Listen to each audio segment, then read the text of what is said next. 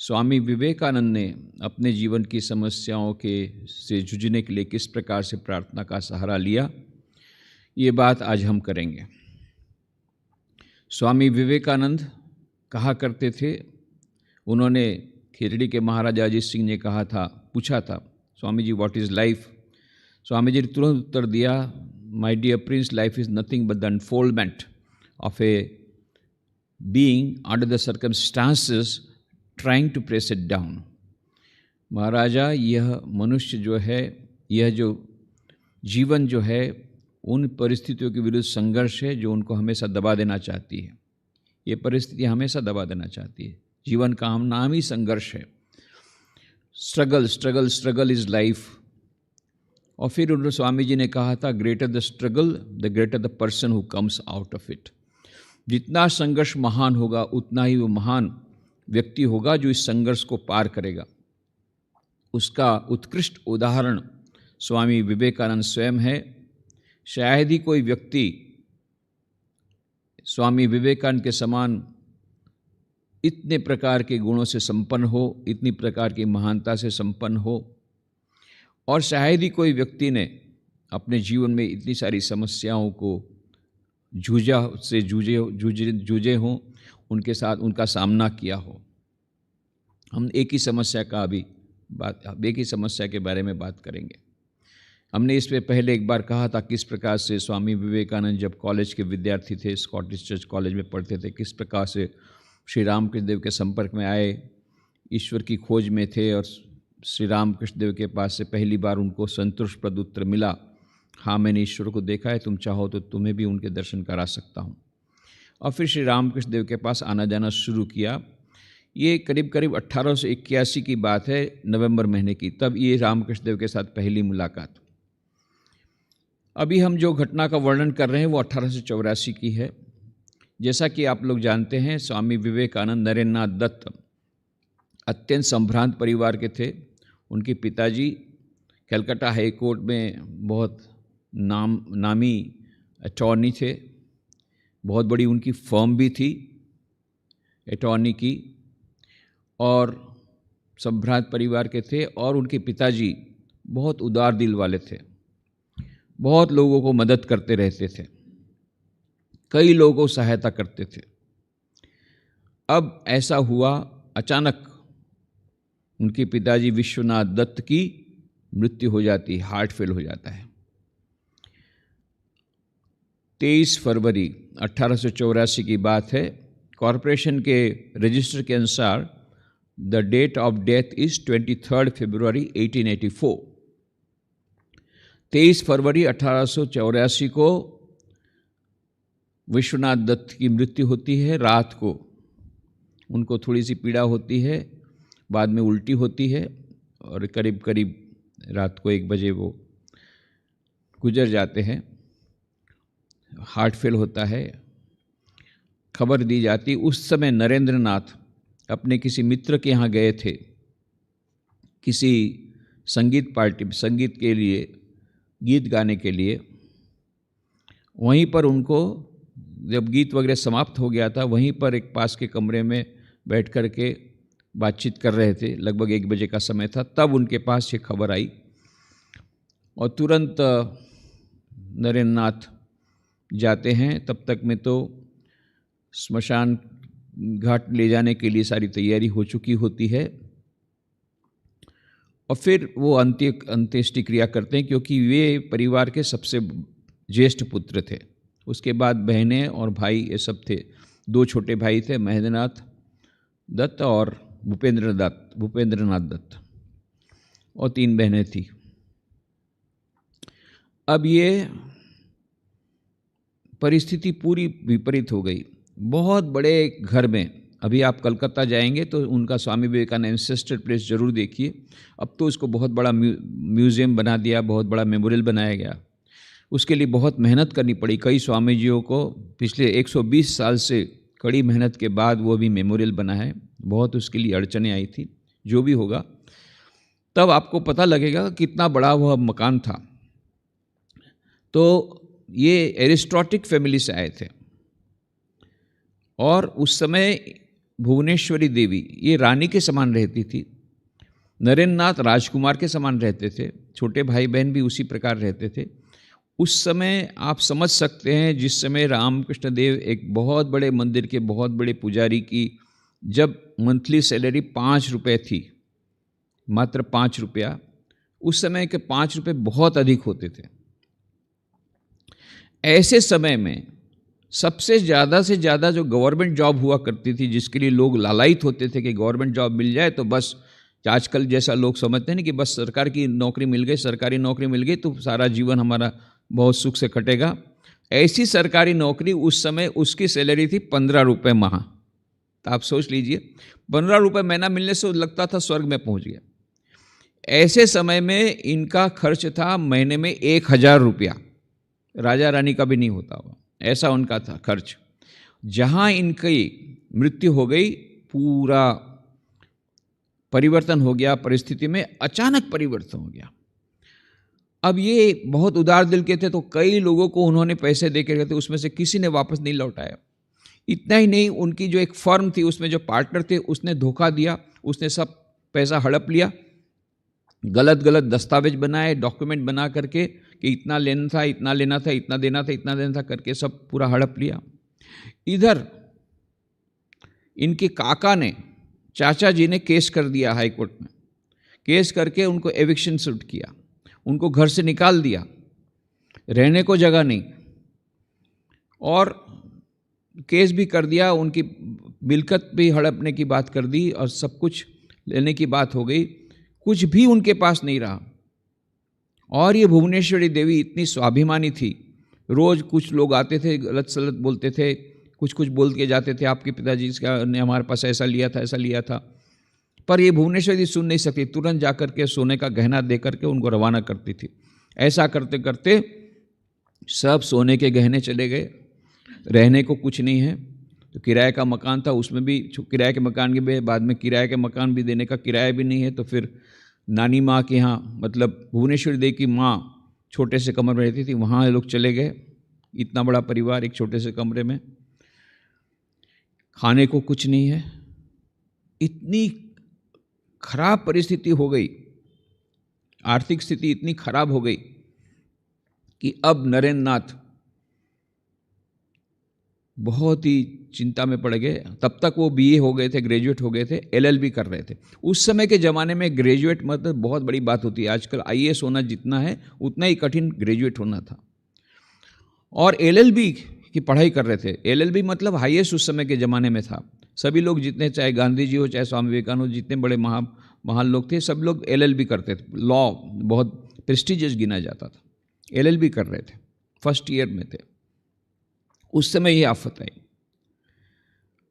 अब इनको क्या करना पड़ा, भी वो नौकरी के लिए ढूंढते हैं। उस समय के ज़माने में जब कोई अनएम्प्लॉयमेंट का कोई प्रॉब्लम ही नहीं था, उस समय के ज़माने में ये ईश्वर की कैसी लीला कि अप्लाई नो रिप्लाई, कहाँ पर जाते हैं नरेंद्र नाथ, सुबह से निकल जाते हैं घर से और सारे दिन में घूमते रहते हैं कि अप्लाई करते हैं, कहीं कितनी जगह जाते हैं नौकरी के लिए, छोटी छोटी नौकरी के लिए, कहीं नौकरी नहीं मिलती है। अद्भुत बात। ये नरेंद्र नाथ, स्वामी विवेकानंद इतने प्रतिभाशाली, कल्पना भी हम नहीं कर सकते। और बाद में बहुत मुश्किल से मास्टर महाशय महेंद्रनाथ गुप्त मौर्य, उनको दया आई तो उन्होंने ईश्वर चंद्र विद्यासागर को बोल करके, ईश्वर चंद्र विद्यासागर की नई स्कूल खुली थी, मेट्रोपॉलिटन हाई स्कूल की एक ब्रांच, उसमें उनको हेडमास्टर के रूप में उसका अपॉइंटमेंट कराया। कुछ ही दिनों के बाद उसके जो सेक्रेटरी थे वो ईश्वर चंद्र विद्यासागर के दामाद थे। इन्होंने पॉलिटिक्स शुरू किया, इनकी पॉपुलरिटी उनसे सहन नहीं हुई और दाव ऐसा ऐसा सब पेश वर्क किया।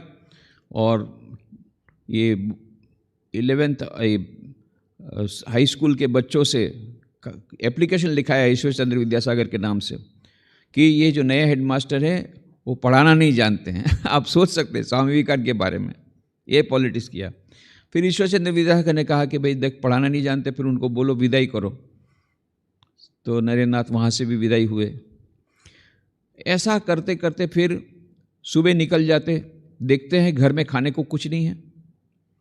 यदि खुद खाएंगे, माँ बोलती खाना खा के जाओ, यदि खुद खाते हैं तो इधर छोटे भाई बहनों के लिए कुछ खाना नहीं बचेगा। उन्होंने देख लिया है आटा तो है ही नहीं, बहुत कम आटा है, और वो भी यदि खा लेंगे, थोड़ा सा चावल बचा वो भी खा लेंगे तो छोटे भाई बहनों के लिए कुछ नहीं बचेगा। इसलिए वो झूठ मूठ बोलते थे, नहीं नहीं मुझे बाहर निमंत्रण है। और कई उनके जो मित्र थे, मित्र तो बहुत बड़े घराने के थे, उनको ले जाते थे, घोड़ा गाड़ी में आके ले जाते थे, उनके पास से गाना गवाते थे, सब कुछ करते थे, पर उनको ये पूछने की फुर्सत नहीं थी कि भाई इन्होंने खाया नहीं तो उनको कुछ खाने को दें। बोलते नरेंद्र तुम्हारा मन मुख कैसा म्लान क्यों हो गया? उनको लगा कि पिताजी की मृत्यु हो गई इसलिए दुखी है, परंतु ये नहीं जानते कि उसने खाया नहीं 2 दिन से, थोड़ा सा चना खरीद करके खा लिया तो खा लिया। ऐसे करके बिना खाए पिए सारा दिन नौकरी की खोज में है। इसके बीच में और भी कई आफत आई। कोई एक संभ्रांत बहुत बड़ी धनवान एक महिला ने एक बहुत खराब प्रस्ताव भेजा कि तुम मुझे स्वीकार कर लो, मेरा पूरी धन संपत्ति तुम्हारी हो जाएगी, तुम्हारी सब समस्या का समाधान होगा। नरेंद्र नाथ उसको बहुत डांटा। एक और महिला ने, थोड़ी बड़ी उम्र की थी वो, उसने प्रस्ताव रखा तो उसको भी डांटा, बोले तुमको शर्म नहीं आती है? अभी मरने का टाइम आ गया, मृत्यु का बारे में सोचो, ये जो देह राख बन जाएगा उस देह के सुख के लिए तुमने पूरी जिंदगी तो गवा दी, अभी भी और गंवाना चाहते हो? समझ लीजिए 21 साल के नरेंद्र नाथ इन लोगों को इस प्रकार से उपदेश देते। कैसा अद्भुत चरित्र उनका। चाहते तो वो कॉम्प्रोमाइज़ कर लेते, वो भी कॉम्प्रोमाइज़ करने का सवाल ही नहीं था, इतना उनकी पवित्रता थी। पवित्रता से साथ कोई कॉम्प्रोमाइज़ नहीं। इधर उनके कोई मित्र भी सामने नहीं आया। अद्भुत बात है, जो उनके जितने संबंधी थे सब अगेंस्ट में हो गए।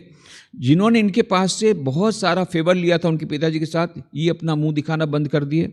उनको देख करके चले जाते थे, मुंह मोड़ करके चले जाते थे। एक साथ, जैसे बोलते हैं जो भगवान देता छप्पर फाड़ देता, एक साथ सब विपत्तियां आ गई। इधर रहने को मकान नहीं है, खाने को कुछ नहीं है, इनकम कुछ नहीं है, और चारों तरफ से सब लेने वाले आकर के पुराना कुछ भी झूठा मूठा डॉक्यूमेंट बता करके सब लूट के ले जा रहे हैं। उसी में इसने जो पार्टनर था बिजनेस का, उसने भी धोखा दे दिया, घर के परिवार वालों ने धोखा दे दिया। ऐसा करते करते ऐसी स्थिति खराब हो गई नरेंद्र नाथ की। भूखे, अपने भाई बहनों को भूखे अब देख नहीं सकते हैं। आखिर में उनसे नहीं रहा गया, सब कुछ तो कर लिया। एक छोटी सी क्लार्कशिप की थी, वो भी उनको नौकरी के लिए तैयार हो गए थे, वो भी नहीं मिल रही थी, और इधर खाने को कुछ नहीं है, छोटे भाई बहन भूखे मर रहे हैं। फिर आखिरी में नहीं रहा गया, गए दक्षिणेश्वर। श्री रामकृष्ण देव के पास जाकर के रोने लग गए। बोले देखिए मेरे घर की हालत बहुत ख़राब है, आर्थिक परिस्थिति बहुत ही ख़राब है, और आप माँ को बोलिए। मैंने सुना है आप तो माँ से बातचीत करते हैं, माँ तो आपकी बात सुनती है, तो आप जगदम्बा से बोलिए, माँ काली भवतारिणी, उनकी तो आपने पूजा की है, भवतारिणी को बोलिए हमारी परिस्थिति कुछ ठीक हो जाए। श्री रामकृष्ण ने कहा बेटा तू तो जानता है मैंने आज तक माँ के पास भक्ति के सिवा कुछ नहीं मांगा है, मेरे मुँह से ये बात निकल नहीं सकती, पर तू क्यों नहीं मांगता है? अरे मेरी माँ क्या मेरी अकेले की माँ है? वो तो तेरी भी माँ है, सारे जगत की माँ है। जो भी उनको पुकारेगा वो उनको अवश्य मदद करेगी, वो अवश्य उन पर कृपा करेगी। तू मेरी माँ को नहीं मानता है, इसलिए तेरी यह ऐसी हालत है। और सचमुच में नरेंद्र नाथ मानते ही नहीं थे, ब्राह्मण समाज के मेंबर थे। उस समय के ज़माने में फैशन थी, कोई भी यंग मैन यदि कोई पढ़ा लिखा हो और बहुत होनहार हो, बहुत बुद्धिमान हो, तो उसकी पहली शर्त ये थी कि ब्राह्मण समाज का मेंबर बनेगा, तब तो उसकी प्रेस्टीज थी। हाँ, ब्राह्मण समाज के मेंबर हो तब तो बहुत प्रेस्टीजियस। दूसरा, ब्राह्मण समाज में मेंबर होने के लिए डिक्लेरेशन देना पड़ता था, राइट रिटर्न में, मैं किसी भी मिट्टी की मूर्ति के सामने सिर नहीं झुकाऊंगा, क्योंकि उसके समय ब्राह्मण समाज जितने इंटेलेक्चुअल्स थे, हाई इंटेलेक्चुअल्स, आज हमको आश्चर्य होता है कि इतने सारे इंटेलेक्चुअल्स हिंदू धर्म के बारे में इतना सारा गलत गलत बोलते रहते हैं। आश्चर्य की कोई बात नहीं है। लॉर्ड मैकॉले ने 1939 में पत्र लिखा अपने पिताजी को, पिताजी मैंने 1936 से जो न्यू एजुकेशन पॉलिसी रखी है, जो नई एजुकेशन पॉलिसी में आता है उसमें से कोई भी ऐसा आदमी नहीं है जो देवी देवताओं, हिंदू देवी देवताओं के प्रति घृणा का भाव उसमें न हो। No Hindu who has received English education ever remains attached to his religion. ये उसकी चैलेंज थी और सचमुच में ऐसा हुआ। जितने लोग एजुकेशन पॉलिसी उसमें जाते थे वो अपने धर्म से खास करके बोलते थे, और ब्राह्मण समाज वाले भी कहते थे कि ये हमारा सब पतन हुआ है, ये क्रिश्चियन लोग ठीक ही बोल रहे हैं, हमारा पतन हुआ, हम लोग गरीब हैं, हम गुलाम हैं। क्यों? क्योंकि हमारा धर्म अत्यंत पछात है। क्यों? हम लोग ये मिट्टी की मूर्ति की पूजा करते हैं, इसके कारण हमारी ऐसी अवदशा हुई है। इसलिए सबसे पहली कंडीशन, मिट्टी की मूर्ति की पूजा जो करेगा ब्राह्मण समाज में मेंबर नहीं बन सकता। पहली बार डिक्लेरेशन देना पड़े। स्वामी ब्रह्मानंद जी महाराज उनके सहपाठी थे, उन्होंने भी ब्राह्मण समाज के मेंबर थे, उन्होंने भी डिक्लेरेशन दिया था। एक बार श्री रामकृष्ण के साथ देखा नरेंद्र नाथ, ये ब्रह्मानंद जी राखाल रामकृष्ण देव के साथ, रामकृष्ण देव उनके कंधे पर हाथ रख कर माँ काली के मंदिर में जा रहे हैं और राखाल महाराज ने वहाँ पर सिर टेक दिया माँ काली के मंदिर। वापस आकर के उसका कान पकड़ा, क्यों रे, ब्राह्मण समाज का मेंबर होकर के माँ काली को, पत्थर की मूर्ति को तूने सिर झुकाया, डिक्लेरेशन दिया था राइटिंग में। श्री रामकृष्ण बीच में मध्यस्थी करते, अरे अरे उसको मत डांटो, बेचारे को क्या है, ठीक है उस गलती हो गई, उसको ज़्यादा मत डांटो, अरे उसकी श्रद्धा है, छोड़ दो ना, उसको छोड़ दो ना। ऐसा करके मध्यस्थी करनी पड़ी। नरेंद्र नाथ छोड़ने वाले नहीं थे। मिट्टी की मूर्ति को क्यों तूने नमन किया, जब रिटर्न डिक्लेरेशन दिया है, ब्राह्मण समाज के मेंबर है इसलिए। और जब भी आते थे बहुत रामकृष्ण देव की खिल्ली उड़ाते थे, हाँ हाँ हाँ ये पत्थर की मूर्ति की तुम पूजा करते हो, हैं, ऐसा करके खिल्ली उड़ाते थे। इसलिए श्री रामकृष्ण देव कहा, अरे तू मेरी माँ को नहीं मानता है इसलिए तेरी ये दशा है, जा, आज मंगलवार है, माँ का विशेष दिन है, मैं कहता हूँ तुझे, आज माँ तुझे दर्शन देगी, तू जो चाहेगा तुझे माँ दे देगी, जा। नरेंद्र नाथ को माँ में बिल्कुल विश्वास नहीं, पर श्री रामकृष्ण में पूरा विश्वास कि कभी झूठ नहीं बोलते हैं। ये तो उन्होंने जीवन में देखा, उन्होंने अपने प्रत्यक्ष देखा, कभी श्री रामकृष्ण कभी असत्य नहीं बोलते। उनको श्रद्धा हो गई, जब उन्होंने बोला है तो सचमुच में दर्शन होंगे। रात को 9 बजे गए भवतारिणी के मंदिर में, वहाँ जा कर के क्या देखते हैं, मिट्टी की मूर्ति नहीं है, साक्षात जगदम्बा, अत्यंत प्रकाशमय, अद्भुत रूप, सारा मंदिर एकदम दिव्य प्रकाश से पूरा भरा हुआ है और बहुत सुंदर वह उनका स्वरूप। और ये एकदम गिड़गिड़ा करके नरेंद्र नाथ बोलते माँ माँ माँ, ऐसा करके बोलते माँ माँ माँ माँ माँ माँ, मुझे भक्ति दो, माँ मुझे ज्ञान दो, भक्ति दो, विवेक दो, वैराग्य दो, माँ मुझे ज्ञान दो, भक्ति दो, विवेक दो, वैराग्य दो। ऐसा बहुत प्रार्थना करते करते एकदम आनंद से भरपूर होकर के वापस लौटते हैं। क्यों रे, रामकृष्ण देव का कमरा, वहाँ गए, रामकृष्ण देव उस समय वरंडा में बरामदे में टहल रहे हैं। क्यों रे, माँ ने दर्शन दिया, अद्भुत दर्शन, अद्भुत दर्शन में क्या बताऊं, क्या दिव्य स्वरूप, क्या आनंद, क्या प्रकाश। तो तुझे जो मांगना था मांग लिया, पैसा, आर्थिक स्थिति ठीक करने की बात बोल दी। बोले वो तो मैं भूल गया। हैं, तो गया था काहे के लिए, जा फिर से जा।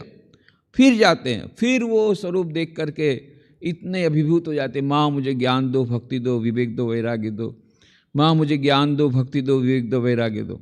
फिर वापस आते हैं, क्या अब इस बार तो मांग लिया? अरे बोले मैं भूल गया। अरे मैंने सुना तो बहुत बुद्धिमान लड़का है और इतनी छोटी सी बात याद नहीं रख सकता, जा फिर से जा। फिर तीसरी बार जाते हैं और रटते रटते जाते, माँ मुझे पैसा दो, माँ मुझे पैसा दो। और जहाँ माँ के मंदिर में घुस रहे हैं, प्रवेश कर रहे हैं, अरे ये मैं क्या कर रहा हूँ, साक्षात जगदम्बा, समस्त विश्व की साम्राज्ञी, जो चाहे वो दे सकती है, सारे विश्व की सृष्टि स्थिति संहारकारिणी, ऐसी अनंत शक्तिधारिणी माँ जो सब कुछ दे सकती है, उसके पास मैं केवल कुछ पैसे मांगने जा रहा हूँ। छी छी छी, ये तो ऐसा था। श्री रामकृष्ण देव बात करते थे, एक राजा ने एक किसान को कहा तुझ पर बहुत प्रसन्न हूँ, मांग ले। तो बोले जी हजूर, आप यदि मुझ पर बहुत प्रसन्न हैं तो 5 सेर बैगन दे दीजिए। अरे बेवकूफ़, 5 सेर बैगन के लिए राजा के पास गया? अरे 5 सेर बैगन तो कोई भी दे देता, राजा तो तुमको गांव दे सकता था, 5 गांव दे सकता था। मैं क्या मूर्ख हूँ, साक्षात साम्राज्ञी जगदम्बा के पास मैं कुछ रुपये मांगने आया हूँ। माँ मुझे और कुछ नहीं चाहिए, माँ मुझे ज्ञान दो, भक्ति दो, विवेक दो, वैराग्य दो। फिर वापस आए और इधर रामकृष्ण देव तो बरामदे में टहल रहे हैं। क्यों रे, सब हो गया तो तेरी समस्या समाधान हो गई? नरेंद्र ने ये आप यहाँ से कुछ चाबी घुमाते मेरा दिमाग घूम जाता है, मैं अभी नहीं जाने वाला, बस चरण पकड़ लिए, मेरे को आपको कुछ करना पड़ेगा, मैं नहीं जाऊंगा अभी माँ के पास, आप ही को कुछ करना पड़ेगा, आप ही को कुछ करना पड़ेगा, मैं आपको नहीं छोड़ूंगा, बस चरण पकड़ लिए, अब क्या करेंगे? श्री रामकृष्ण देव भावावस्था में आ गए और फिर जब सामान्य स्थिति में आए, अच्छा जा, तेरे घर वालों को, तेरी परिवारजनों को मोटे भात और मोटे कपड़े का अभाव नहीं होगा। मोटा भात, मोटा कपड़ा, उसका अभाव नहीं होगा। और ये जब इनको मिला, नरेंद्र नाथ ने तो पहले ही सोच लिया था कि घर की थोड़ी सी परिस्थिति ठीक हो गई तो बस उसके बाद मैं संन्यास लूँगा, क्योंकि अपने घर के भाई बहन के लोगों को, छोटे भाई बहनों को भूखे मरते देख करके कैसे संन्यास ले सकते थे? सारे विश्व का कल्याण करना था तो चैरिटी बिगिंस एट होम। तो कुछ थोड़ी सी व्यवस्था हो गई। दूसरे ही दिन मास्टर महाशय महनार गुप्त म, जो कथामित के लेखक, उन्होंने उनको 100 रुपये उधार दिया। इधर जो भुवनेश्वरी देवी ने 1000 रुपये का खर्चा करती थी, 30 रुपये खर्चे में ले आई और ये 100 रुपया इन्होंने दिया, तो उससे ये 3 महीने का उनका खर्च चला। फिर ऊपर से कोर्ट में लड़ने के लिए भी वकील की फीस नहीं थी, तो नरेंद्र नाथ खुद लड़ रहे थे, पर बाकी जो रजिस्ट्रेशन फीस, पेपर्स की फीस, ये सब लगती है, उसका भी पैसा उनके पास नहीं था, वो भी मास्टर महाशय ने दिया। तो 3 महीने तक तो गाड़ी चली, थोड़ा क्लरिकल काम किया, ऐसा करके सब हुआ।